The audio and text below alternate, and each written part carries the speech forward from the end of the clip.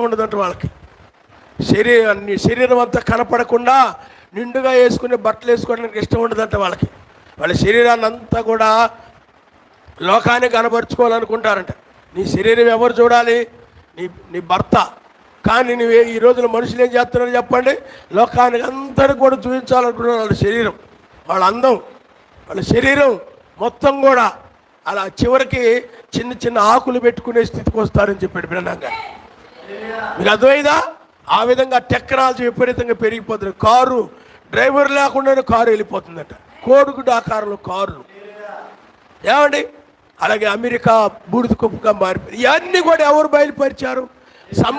సంభవించబోయే విషయాలు తెలియజేసేది ఎవరు? పరిశుద్ధాత్మే.